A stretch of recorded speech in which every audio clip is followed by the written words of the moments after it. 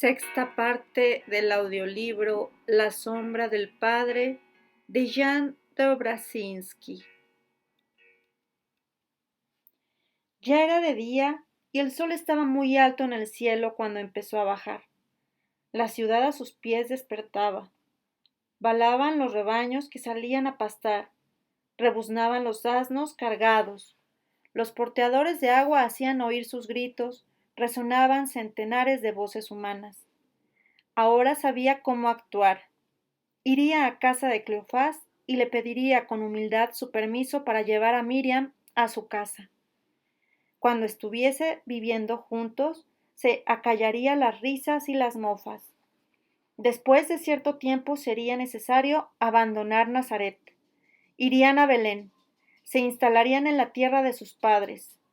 Era preciso que el niño, para quien iba a ser de padre, fuera un miembro de la estirpe.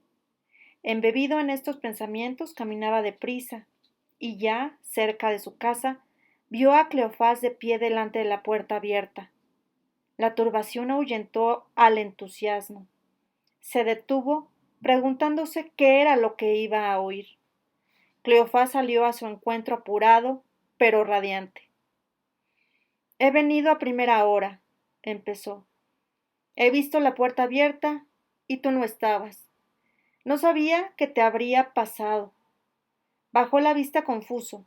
Se pasó la mano por el antebrazo velludo. No he dormido en toda la noche. Estaban frente a frente, ambos intimidados, sin saber qué decir. Perdóname, empezó de Cleofás. Ayer dije unas palabras hirientes duras. No tenía que haber hablado así. Eres mi amigo. Eres mejor, más sabio que yo. Te admiro. José hizo un gesto rápido para detenerle. No digas eso. Ni por asomo soy ni mejor ni más sabio. Estabas en tu derecho para hablar así. No, negó Cleofás. No, me enfadé. La gente hablaba. Sus mofas me habían herido. Ya sabes lo que ocurre. Al fin y al cabo no ha ocurrido nada.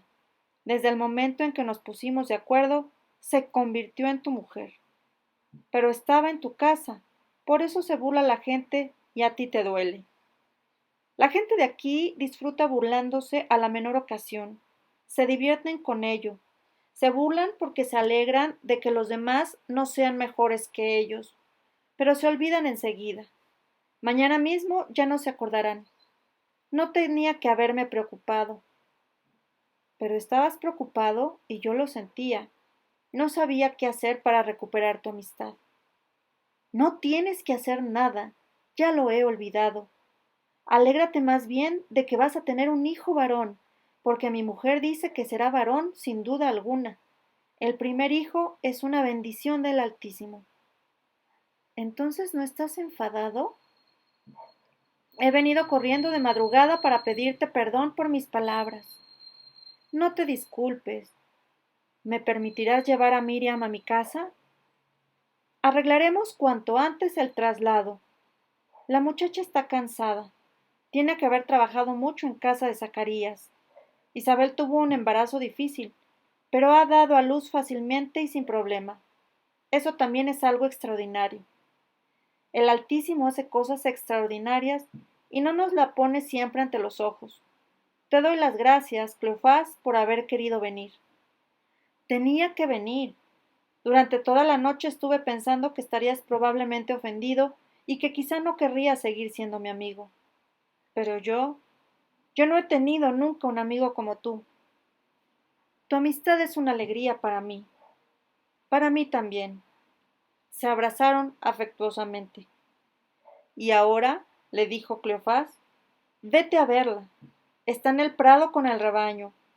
Yo no le dije nada, pero ella sabe leer en los ojos y se dio perfecta cuenta de mi enojo. También a ella las mujeres han podido decirle algo ofensivo. Lo estará pasando mal seguramente. Ya voy. Quisiera cargar yo mismo con cualquier peso que pudiese afectarla. ¿La quieres tanto? Más que a todas las cosas en la tierra. Seréis felices. Yo también quiero a mi mujer, pero así con sencillez. Cleofás regresó a su casa y José, después de abrevar y dar de comer a su burro, se fue corriendo otra vez hacia el prado. Pero no era solo el sendero empinado lo que le obligaba a caminar más despacio.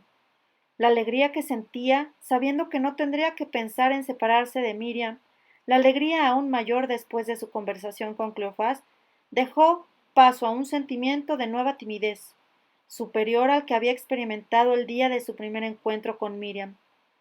Esta vida misteriosa de la muchacha, que ya estaba a punto de convertirse también en su propia vida, se había vuelto a encerrar en su misterio. La tendré a mi lado, pensaba, y sin embargo, seguirá tan ajena. La amo. ¿Y ella? ¿Será capaz de amar a alguien que no es más que una sombra? Iba cada vez más despacio. Ya podía oír los balidos del rebaño y el golpear de las patitas. Estaba cerca del lugar donde había pasado la noche. Aquí estuvo echado, cerca de esos matorrales, y aquí durante la noche había brotado una gran flor blanca. Ahora tenía a la vista una simple pradera en un flanco de una montaña, terminada en un corte rocoso cuyos bordes estaban señalados por peñas pequeñas. Después del borde había una caída repentina. Se decía que antaño los habitantes de la comarca despeñaban por allí a las esposas infieles y a los bandidos apresados. Aquí también, en tiempos de las guerras civiles, solucionaban sus diferencias con los adversarios. Más allá del corte se abría el cielo y la lontananza se venían unos montes de color gris morados. Ella, como de costumbre, iba detrás del rebaño, inmersa en sus pensamientos. Él dijo, Miriam. La llamó en voz baja por su nombre y sin embargo le oyó enseguida. Se volvió. Vio su cara tal como la recordaba desde el primer encuentro, pero cubierta ahora por un tenue velo de cansancio. Ella se detuvo y le miró. Le pareció vislumbrar en su mirada un destello de intranquilidad. Y si eso era intranquilidad, también había en aquella mirada una pureza incomparable. Fuera cual fuere la debilidad que pudiera sobrevenirle más tarde, sentía que nunca podría creer en su culpabilidad. Estaba de pie, silenciosa, esperando a que se le acercara. Me alegro de que ya hayas vuelto, dijo él. Mi tía ya no me necesitaba. Estaba preocupado por ti. Te echaba de menos. Lo sé. Yo también he pensado en ti, José. Hubo un silencio durante un momento. Luego José dijo enseguida, he hablado con Cleofás y le he pedido permiso para llevarte a mi casa. A nuestra casa, corrigióse. Ya que estabas de acuerdo, quiero poder extender mi protección sobre ti. Y creo que hace falta, dominó su timidez, que el que ha de nacer, nazca en su casa. Tuvo la impresión de que su cara se iluminaba de repente con un rayo de luz. Los ojos le brillaron, los labios se abrieron en una sonrisa. La sombra que parecía ser una sombra de inquietud desapareció enseguida. La alegría se apoderó de ella como un fuego que hubiese absorbido el cansancio. Era de nuevo tal cual la vio cerca del pozo, infantil, alegre y radiante. Confiaba, susurró, y él ha escuchado mi oración. Qué bueno es, cuánta condescendencia tiene. Te lo ha dicho todo y tú lo has comprendido. Lo comprendí, dijo él, porque te quiero. Ella, ladeando la cabeza, lo miró sonriendo divertida. Yo también te quiero, José, le dijo, pero has comprendido porque él nos ama. Ahora todo está en su sitio. Respiró profundamente como si un gran peso se hubiera desprendido de sus hombros. Se cubrió el rostro con las manos. Él no sabía si detrás de la cortina de los dedos se reía o lloraba de felicidad, pero ella retiró enseguida las manos. Con los ojos llenos de lágrimas miraba con ternura a la cara del hombre. Le hablaba únicamente con la mirada. pero esta mirada hizo todo lo que refrenaba su felicidad, le abandonara inmediatamente. El mundo de ella seguía sin ser el mundo de él. Pese a esto entendió, le amaba de verdad, tanto como se puede amar. No tenía derecho a pedir más. Costara lo que costase, sentía que había recibido más que cualquiera de los mortales. Ya era muy de noche y el palacio real de Sebaste estaba inmerso en el silencio. Pero, en una de las salas laterales, un grupito de personas banqueteaban suntuosamente. Había 3 hombres recostados ante una mesa repleta de deliciosos manjares. El vino estaba en unos jarrones de cuello alargado. La servidumbre había preparado la mesa y había sido despedida. En la sala había 2 mujeres, pero ellas no pertenecían al servicio. Las 2 iban vestidas ricamente. Se sentaron en los lechos al lado de los comensales. Llenaban las copas con vino, acercaban los platos y escuchaban lo que decían los varones. Al principio no hablaban, mas luego la joven de las mujeres empezó a meter baza. Sus palabras apasionadas y ardientes eran como el aceite que, echando fuego, una túnica fina dejaba transparentar su hermoso cuerpo esbelto. Sus dientes blancos se veían entre los labios carnosos. Cuando movía la cabeza con gesto vivaz, resonaban sus pendientes de oro y las tiras de perlas coloreadas de la diadema colocada en la cabeza le caían sobre la cara. La mirada de la mujer brillaba detrás de las perlas como los ojos de un felino detrás de las rejas de la jaula que le tiene aprisionado. Los hombres prestaban cada vez más atención a lo que decía. La segunda mujer, más vieja, seguía en silencio. Tenía la cara triste y la mirada temerosa. Doris, la primera esposa de Herodes, apartada cuando el rey se casó con la representante del estirpe de los asmoneos, volvió a la corte del rey en cuanto Herodes, después de ordenar el asesinato de los hijos de Mariam, nombró sucesor suyo a su hijo primogénito Antípatro. Doris, una beduina sencilla, era consciente de que no volvería nunca a alcanzar la posición privilegiada de esposa real. Además, Herodes tenía otras esposas y varias concubinas más jóvenes que Doris. Por esta razón, se pegó a su hijo y le entendía, y lo atendía en esta comilona. Ahora estaba sentada a los pies de su lecho. Sobre su cara caían también tiras de perlas que le cubrían los ojos. Pero cuando las separaba un momento, se leía en su mirada un temor agazapado. Ahora hablaba Antípatro, gesticulando con viveza. Estaba enfadado y excitado. Las ventanas de la nariz le temblaban como las de un caballo antes del comienzo de una carrera en el estadio.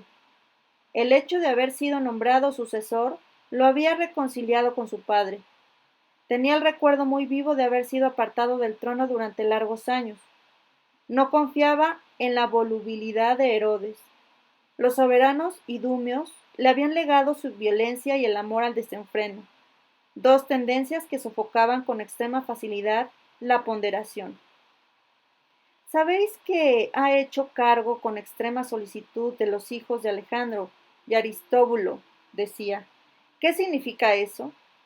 Es fácil de suponer. Mató a sus padres, pero cuida de los hijos. Me escribieron de Roma que tuviera cuidado.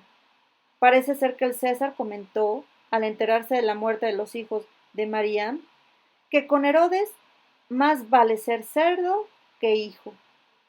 Y tenía razón, se dijo feroraz.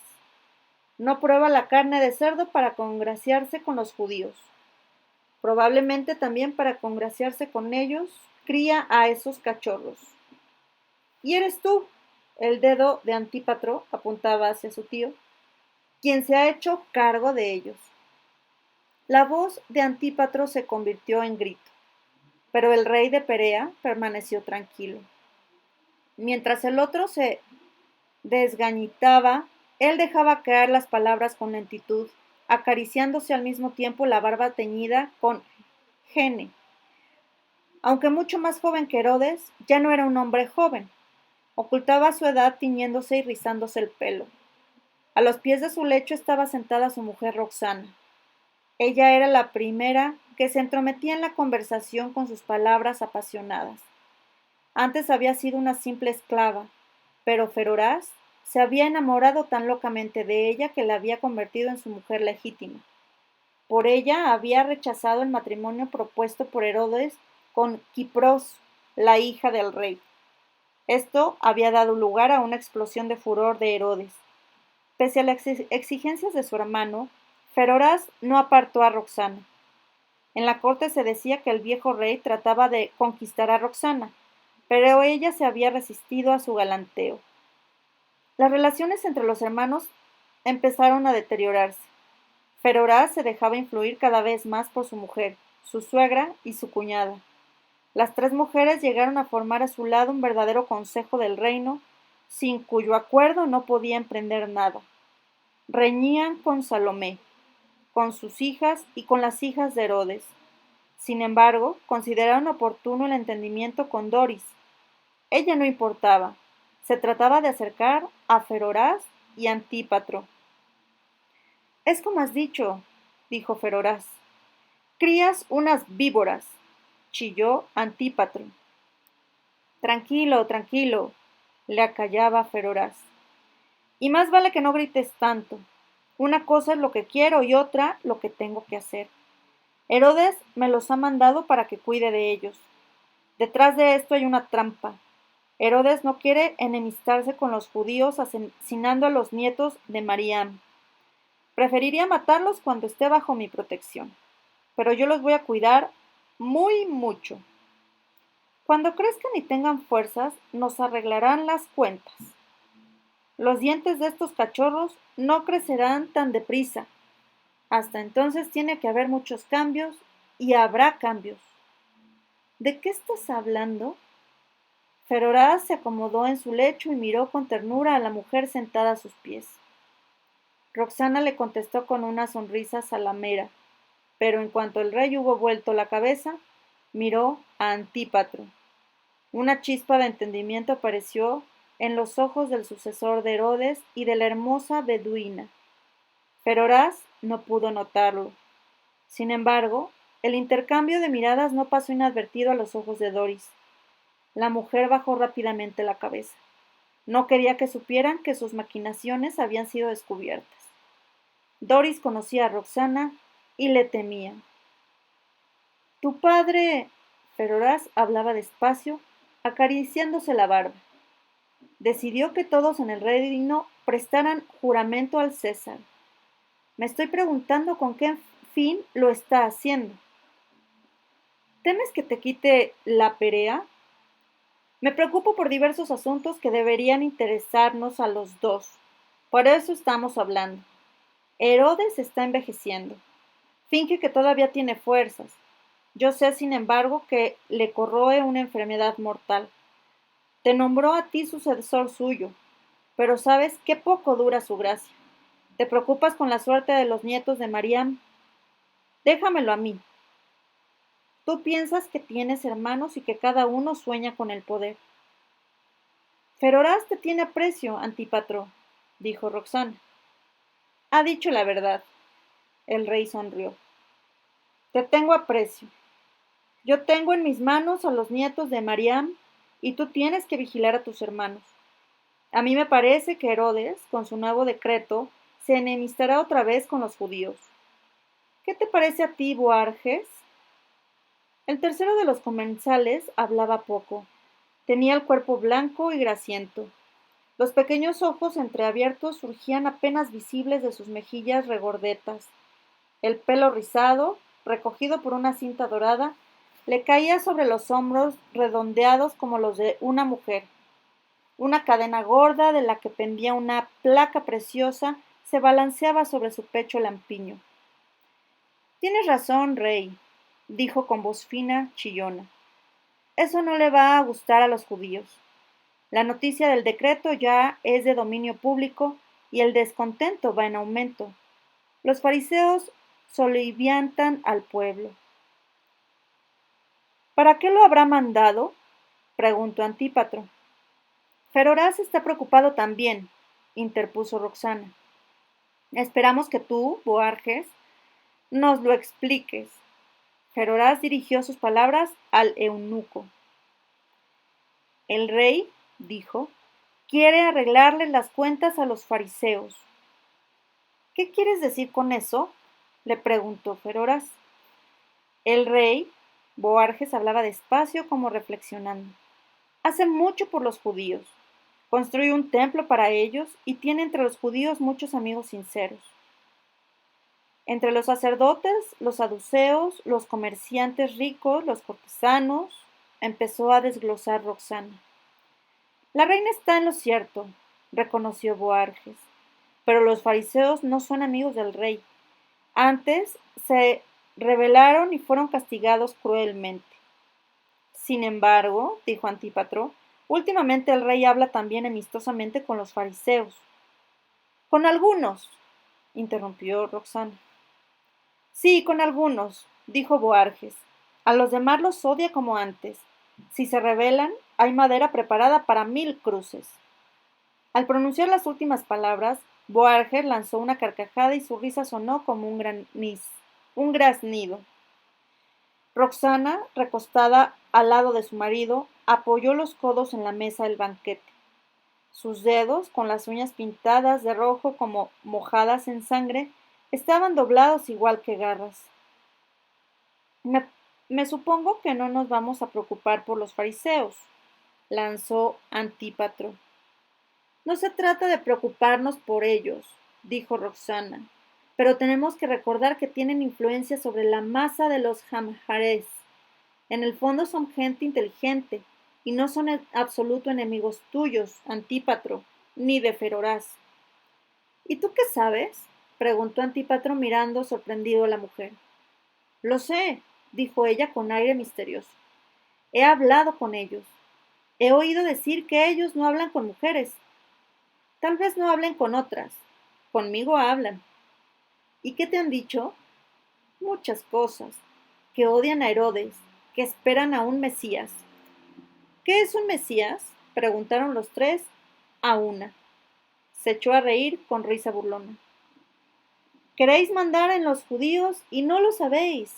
Se inclinó con todo el cuerpo sobre la mesa. Yo os lo diré. En los libros hebreos hay escrito que nacerá un Mesías. Va a ser un gran jefe, el rey de los judíos, que llevará a los judíos a la lucha contra los demás. Vencerá siempre y hará de Israel la nación más poderosa del mundo. Divaga. Antípatro se encogió de hombros. ¿Israel la nación más poderosa del mundo? Sabemos lo que ocurre con las predicciones. Unas se realizan y otras no. Esta no se realizará en absoluto. Pero ellos creen en su Mesías, dijo Roxana. Parece ser que lo están esperando hace cientos de años. Dicen que su advenimiento está cercano. Algunos dicen que ya ha nacido. Pronunció estas palabras recalcándolas especialmente. ¿Qué quieres decir? Preguntó Antípatro. ¿Crees que alguno de los nietos de Mariam podría ser ese Mesías? Sacudió la cabeza sonriendo misteriosamente. Tú no haces más que hablar de esos chicos. Ninguno de los escribas y fariseos aseguran que el Mesías nacerá de la estirpe de los asmoneos.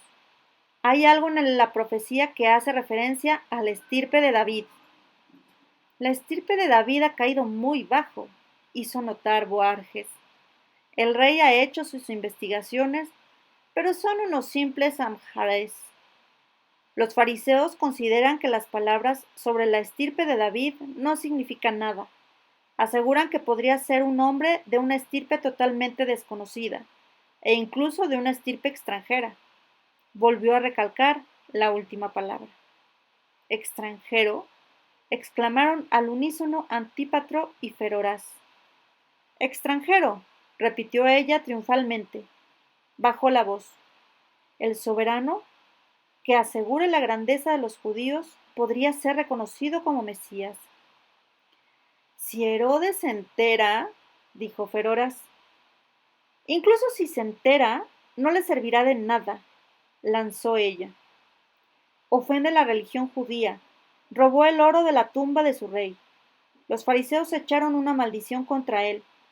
Pero uno de vosotros, tú, Feroraz, o tú, Antípatro, no llegó a terminar sus palabras, sino que señaló con el dedo, terminando con una mancha sangrienta, a su marido y a su primo. Se hizo el silencio. Los dos hombres se miraron mutuamente y bajaron inmediatamente la vista. El silencio se prolongaba. Feroraz fue el que lo rompió. Uno de los dos, empezó. Es lo que decían, empezó ella rápidamente. Ellos no van a defender el derecho de los nietos de Mariam. ¿Pero cuál de los dos? Lanzó duramente Antípatro, como si arrojara una piedra. Feroraz es mayor, dijo Roxana. El rey de Perea se enderezó. Con gestos solemnes se acarició la barba. Por encima de su cabeza la mirada de Roxana volvió a encontrarse con la mirada de Antípatro. La mujer miró con intención. Doris lo notó también esta vez, pero como antes, bajó inmediatamente la vista. Es cierto, Feroraz, eres mayor. Antípatro hablaba despacio. Estaba dominando su violencia como si estuviera reteniendo la salida de una cuadriga enganchada a un carro triunfal. No lamentarás esta aceptación. En la cara de Feroraz se dibujó una expresión de satisfacción. No tengo hijo. Si reconoces mi mejor derecho ahora, serás el primero después de mí. Pero se volvió hacia Roxana. ¿Me apoyarán de verdad? Lo han prometido. Dijeron que iban a rezar para obtener una bendición para ti. Volvió a hacerse el silencio. Ambos poderosos se sumergieron en sus pensamientos. Boarge se acercó a Roxana. Le preguntó en un susurro. ¿Le has hablado de mí, reina? Movió afirmativamente la cabeza. Prometieron obtener una bendición para ti también. Te será devuelto milagrosamente el poder de tener hijos. Pero tienes que estar con nosotros, lanzó en un tono de admonición. Antípatro levantó la cabeza.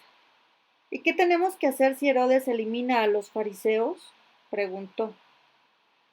Primero tiene que desaparecer él, silbó la mujer. Las lámparas a las que no se había añadido aceite iban disminuyendo su luz. Los hombres bebieron algo más de vino y se pusieron de pie con dificultad. Feroraz fue el primero en dejar la sala apoyado en Roxana. Luego se alejó Antípatro y detrás de él, como una sombra, iba Doris. Boarges fue el último en salir. En su rostro abotargado había una expresión de arrobamiento. Las lámparas se apagaban una tras otra. A medida que desaparecía su luz, entraba en la sala el reflejo de la luna. Cuando se hubo disipado el último eco de los pasos de los que se alejaban, entonces, de un escondite secreto situado bajo una mesita lateral, empezó a salir un hombre pequeño. Estuvo haciendo rotar sus hombros, que debían de haberse dormido en el estrecho escondrijo. También se frotó los muslos e hizo varias reflexiones. Luego se acercó a la mesa. Comió rápida y glotonamente lo que pudo encontrar en las fuentes. Se sirvió una copa de vino. Se la bebió. Se secó los labios con el dorso de la mano. De puntillas se acercó silenciosamente a la puerta. La entreabrió. Se quedó un momento escuchando. Ningún sonido perturbaba el silencio del palacio profundamente dormido. Entonces corrió raudo hacia el ala ocupada por los aposentos de Salomé.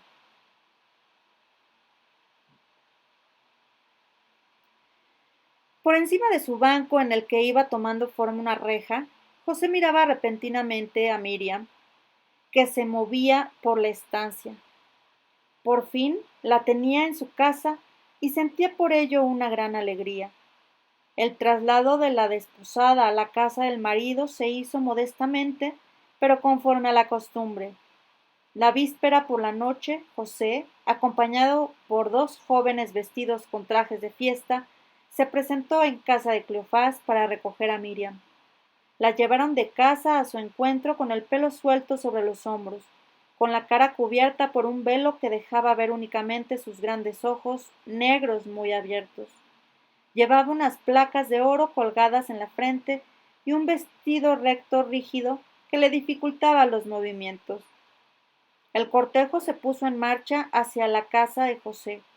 Los acompañantes llevaban linternas y teas, cantaban cantos nupciales. Introdúceme, mi rey, en tus aposentos. Nos alegramos y gozaremos contigo, y ensalzaremos más tu amor que el vino. Encima de ellos se abría un cielo cubierto de multitud de estrellas. La vista se perdía en el espacio oscuro. El camino de una casa a otra era muy corto, por lo que se repitió para poder cantar más canciones. Luego se cantó delante de la casa. Miriam, acompañada de sus damas de honor, entró en la casa. El alba inundó la ciudad. Ellos seguían cantando y dirigiendo el baile. La fiesta no había hecho más que empezar. Iba a durar todo el día y toda la noche siguientes. Delante de la casa se colocaron las mesas para los invitados que se divertían. El servicio de mesa no era espléndido, no se puso mucho de comer ni de beber. Miriam, que sabía de las dificultades de Cleofás, le pidió que no gastara mucho en el banquete nupcial. Además, el círculo de los amigos no era muy amplio. José, conforme a la costumbre, después de traer a su mujer a casa, se marchó. Durante todo el día permaneció en la pradera que dominaba la ciudad. Meditaba y rezaba. La unión le daba mucha alegría, pero sentía también que al lado de este gozo iba una cierta intranquilidad. Mientras Miriam estaba lejos, la echaba de menos. La añoranza creaba ilusiones con las que vivía. La ayudaban en el sacrificio de la espera. La cercanía podría despertar un deseo humano natural. Se conocía demasiado bien para hacerse ilusiones. Necesitaría una fuerza grande y la ayuda del Altísimo. Él, que lo quería, tenía que prestar su ayuda. En vano buscaba la flor blanca entre las matas de la vegetación. No estaba el misterioso enviado que le había preguntado si estaba dispuesto a ser la sombra del verdadero padre. Volvían a brotar las dudas como la hierba cortada. Sentía que no bastaba con convencerse una sola vez. El deseo natural de felicidad humana estará siempre clamando e intentando quebrantar nuestra decisión. Luchaba consigo mismo y rezaba. Solo ahora, cuando estuvo a punto de perderla, se daba cuenta de la magnitud de su amor por Miriam. Desde el primer instante la amó con un sentimiento semejante a una iluminación. Las personas despiertan de una iluminación, pero para él los días transcurrían uno tras otro y su amor seguía siendo siempre lleno de respeto y de admiración. El niño que ha de nacer, pensaba, aún uniéndoles, les separará al mismo tiempo. El mundo secreto de Miriam no se cerrará para él de manera inapelable. Había tomado la decisión de aceptarlo. Pese a esta decisión, germinaba la esperanza. El niño iba a nacer y luego iba a convertirse en alguien extraordinario, el salvador del pueblo, como lo anunciaban los profetas, el vencedor del mundo, como le presentaban los escribas. Su grandeza estaba por encima del amor de dos personas. ¿Qué quedaría en el prado pisoteado por los cascos de su corcel de combate? Tal vez llegaría el momento en que los padres dejasen de serle imprescindibles y podrían entonces refugiarse el uno con el otro. Quizás se quedarían juntos en casa cuando él volase hacia sus grandes empresas. Pero ¿sería ella capaz de amar al mismo tiempo a este hijo milagrosamente enviado y amarle a él, que no era más que una sombra?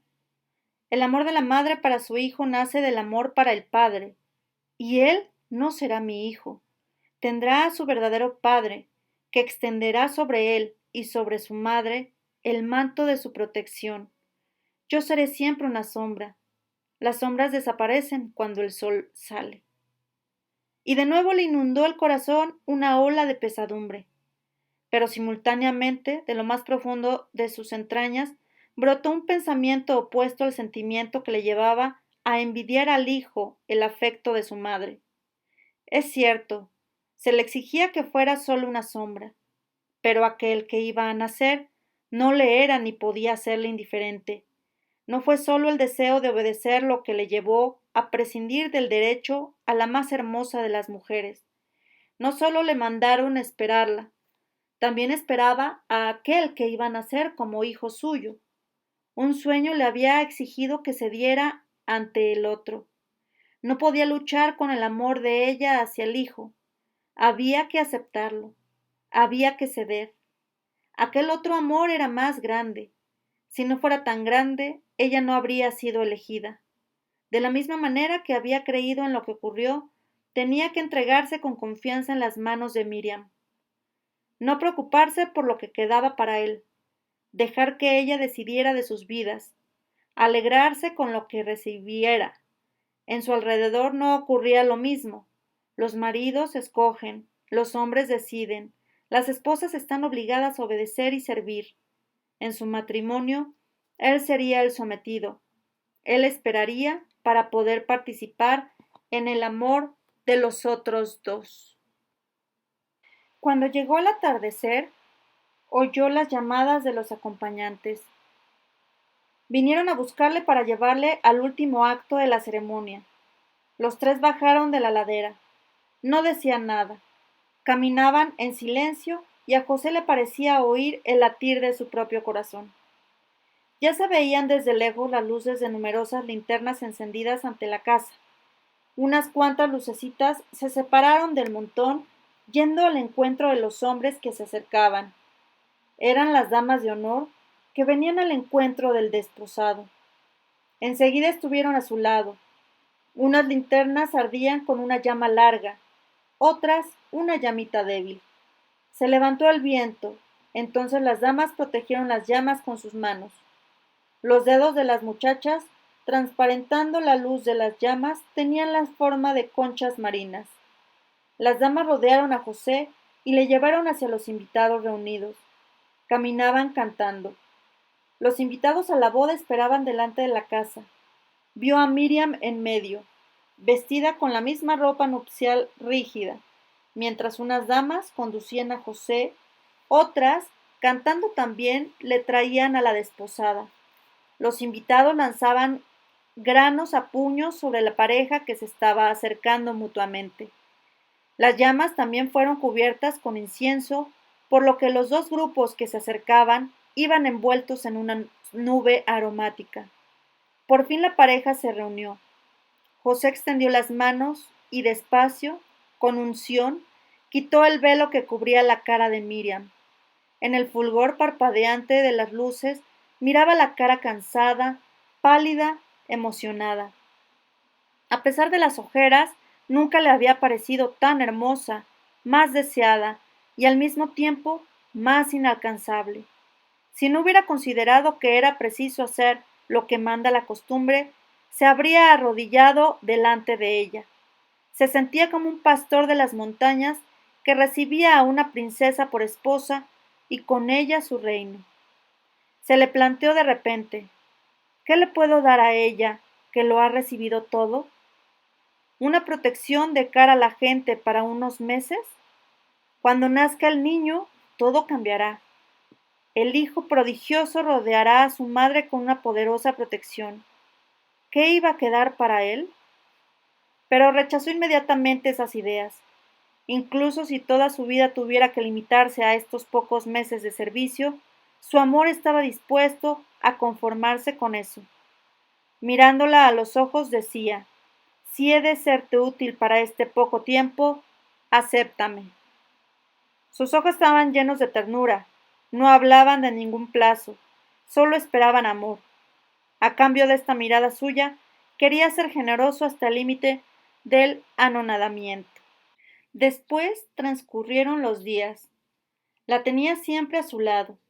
Miriam se adaptó con una extraordinaria facilidad a sus nuevos quehaceres. Se sintió de pronto rodeado de atenciones. Ella estaba siempre dispuesta para cualquier servicio, continuamente deseosa de ayudarle en todo. Él no tenía que mencionar siquiera ningún trabajo doméstico. Todo estaba dispuesto a tiempo. Miriam limpiaba la casa y el taller, lavaba la ropa, remendaba los vestidos, cocinaba, atendía al burro, llevaba agua de la fuente y no permitía que lo hiciera por ella. No, José, no, decía. El agua la llevan las mujeres. No podemos llamar la atención, y yo me siento bien y este esfuerzo no me hace ningún daño. Él cedió, como cedía en todo apenas ella expresaba un deseo, solo que cada gota de agua adquiría para él un precio incalculable. No tomaba ninguna decisión sin consultar antes con Miriam. Sofocaba cualquier atisbo de orgullo varonil. Su amor ardía con voluntad de sacrificio que apagaba cualquier deseo incipiente. Quería precisamente avisar a Miriam de algo y preguntarle algo. La observaba con el rabillo del ojo. Veía sus movimientos pausados y las señales cada vez más patentes de su embarazo muy avanzado. Lo llevaba con serenidad, sin queja alguna. Qué distinta era de aquellas mujeres que se pasaban el tiempo quejándose y lamentándose. Miriam empezó tímidamente. Dejó lo que estaba haciendo y se acercó al taller. ¿Necesitas algo, José? No sé si lo has oído. Esta mañana un mensajero leyó en la ciudad un decreto real. Oí la trompeta, pero no bajé. ¿De qué se trata? Proclamó la orden de que todos, en este mismo mes, se presenten en su lugar de nacimiento para inscribirse en los libros de familia. ¿Para qué tienen que inscribirse? La inscripción será equivalente a prestar juramento de obediencia al emperador romano. ¿A ti qué te parece? A mí me parece que no hay por qué indignarse como lo hacen algunos. Nuestros propios reyes solicitaron antaño la protección de Roma. Los romanos son paganos, pero no nos imponen sus dioses. Nos permiten vivir en nuestra fe y nuestras costumbres. Gracias a ellos se acabaron las guerras. Si nos protegen de las guerras, nos han dado mucho. Apoyan al rey Herodes y él, en agradecimiento, exhorta a prestar este juramento. El rey Herodes es odiado por todo el mundo aquí. ¿Cómo debe dolerle si sabe que está rodeado de semejante odio? El hombre odiado por los demás se convierte muchas veces en malo por culpa de ese odio. Sin embargo, él, ya lo sabes, mandó colocar un águila en la pared del templo. Cogió el oro de la tumba del rey David.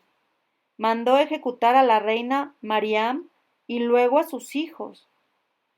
Puesto que ha hecho tantas cosas malas, hay que rezar mucho por él.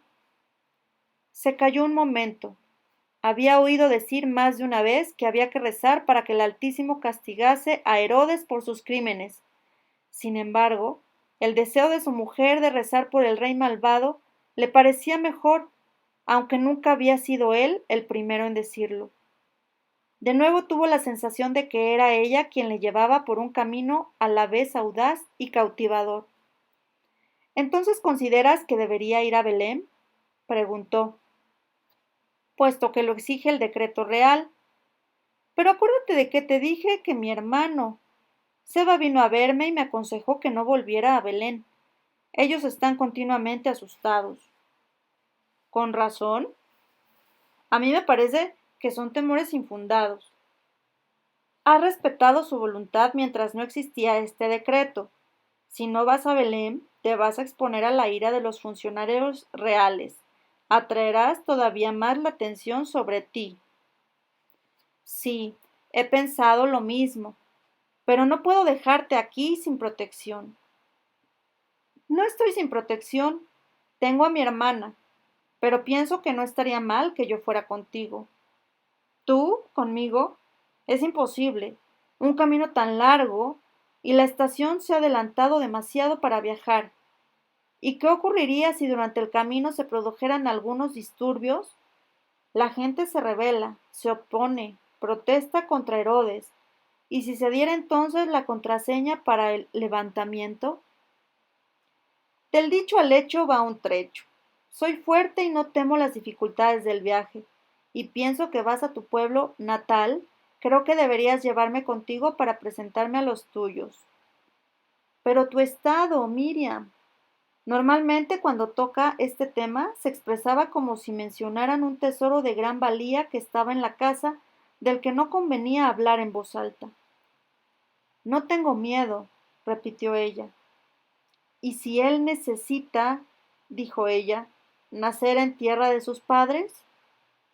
Sonó como una pregunta, pero había tanta convicción en la voz de Miriam que él dejó de oponerse tomando sus palabras como una decisión a la que estaba dispuesto a someterse.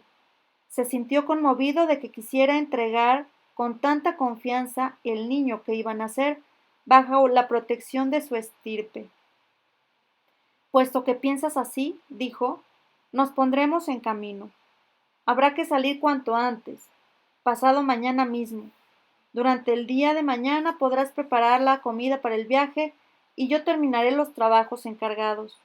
No quisiera dejarlos sin terminar. Cerró la puerta, puso el pasador y lo sujetó con una clavija. Se puso en marcha bajando con el burro cargado. Cleofás la acompañaba. Miriam lo seguía con su hermana. Detrás de las espaldas de los hombres llegaban las voces de las mujeres. La mayor aconsejaba a la más pequeña. No sé si haces bien yendo a Belén, decía Cleofás, y además llevas a Miriam contigo. No quisiera reñirte, pero me parece una ligereza. Con una mano apoyada en el lomo del burro contestó.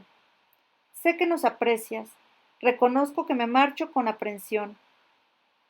Pero lo hemos discutido Miriam y yo.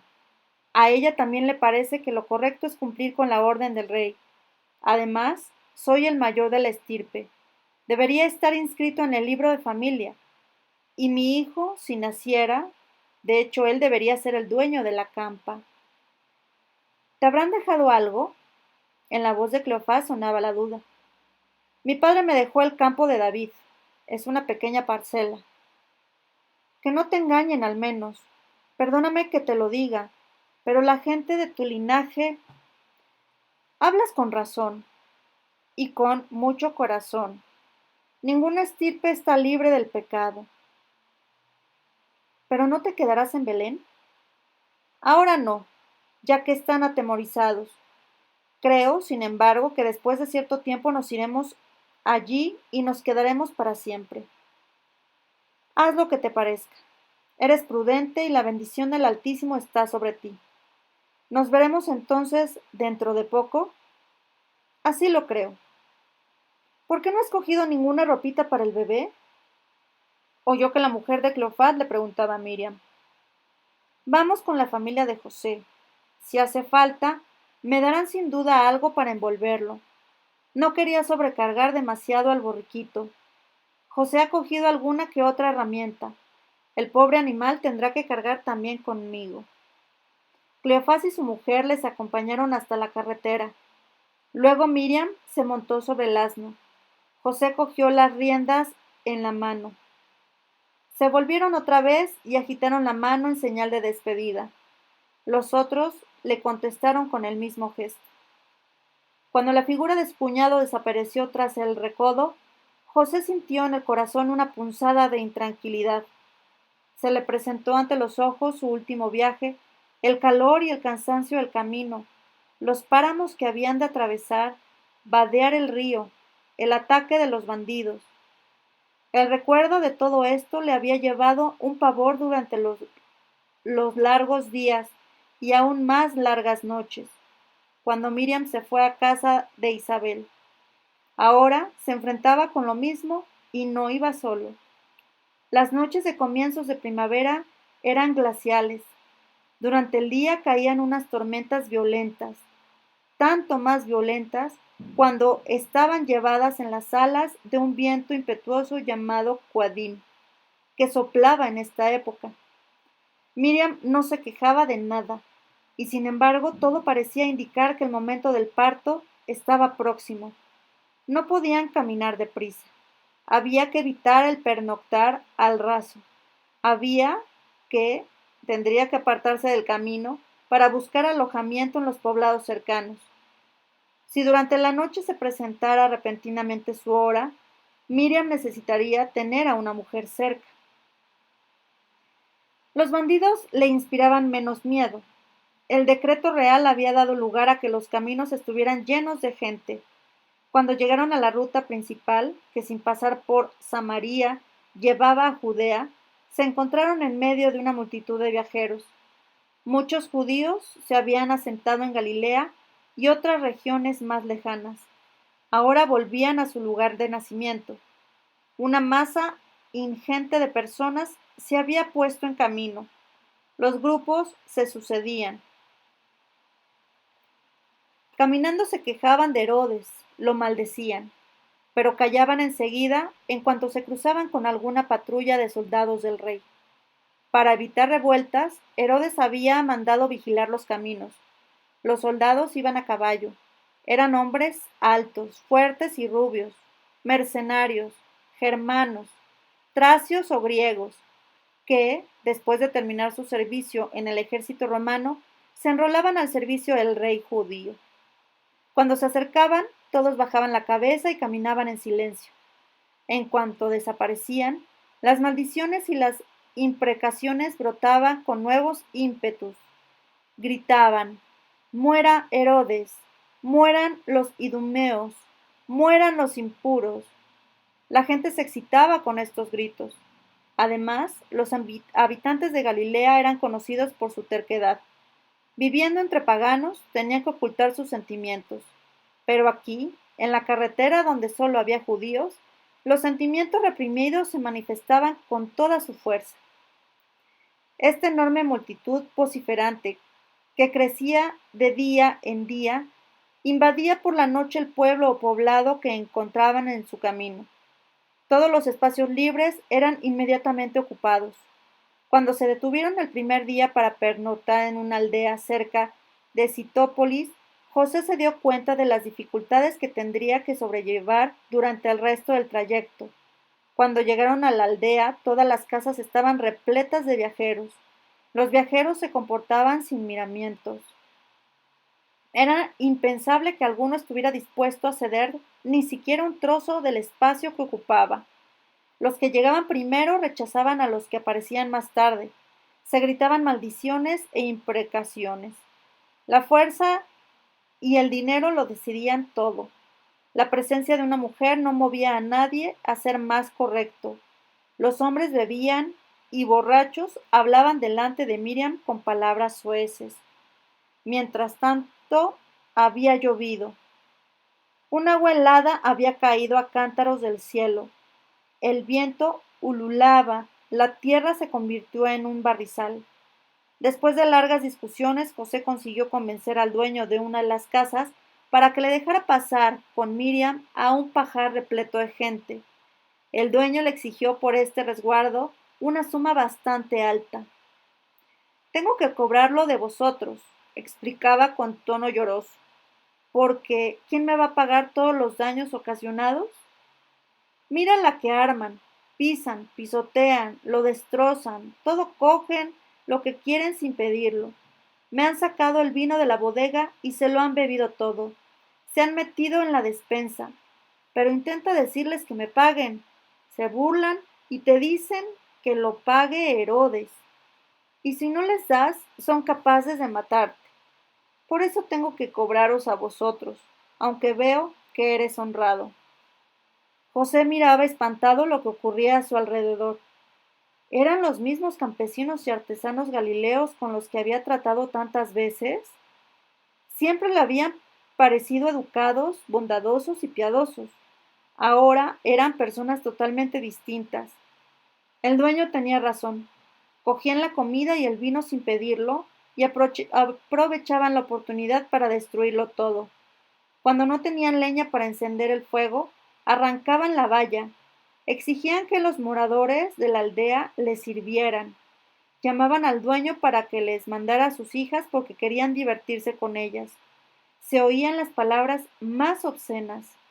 A duras penas pudo retener a Miriam, que quiso abandonar el pajar para no escuchar esto. Cuando la hubo convencido por fin de que no podían pasar la noche bajo la lluvia, se envolvió hasta la cabeza en el manto y se echó sin decir palabra. Se apretó contra él y él sentía cómo le temblaba todo el cuerpo. Las etapas debían de ser cortas. El camino se alargaba. Al segundo día bajaron a la cuenca del Jordán. El frío dejó paso a una humedad sofocante. Después de las últimas lluvias, el río venía muy crecido. Bajaba rápido, turbio y amenazador. El vado superior, cerca de Pella, se cruzaba normalmente sin dificultad. Esta vez, sin embargo, había de ser una verdadera hazaña. La multitud se arremolinó en la orilla. José temía que el burro que llevaba en la grupa a Miriam pudiera caer, tirado por el ímpetu de la corriente. Por si acaso, le despojó de toda la carga. Sujetándole por las riendas muy cortas, trató de hacerle entrar en el agua.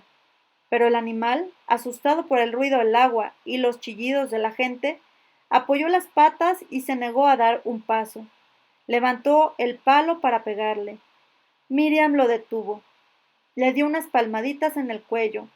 Le habló en voz queda y el animal, aunque temblando, se decidió a entrar en el agua. Sujetándose a una soga que había sido lanzada de una a otra orilla, manteniendo a Miriam con el hombro, probando con cuidado cada paso, cruzaba lentamente el río. Bajo los pies tenía unas piedras resbaladizas movidas por la corriente rápida. El agua estaba muy fría. La gente delante y detrás de él se caía, se debatía, adelantaba echando tacos. Temblaba al pensar que Miriam podía caerse. Ella apoyó la mano confiadamente en su hombro y se agarraba instintivamente a cada tropiezo de la montura, pero no dio muestras de inquietud en ningún momento.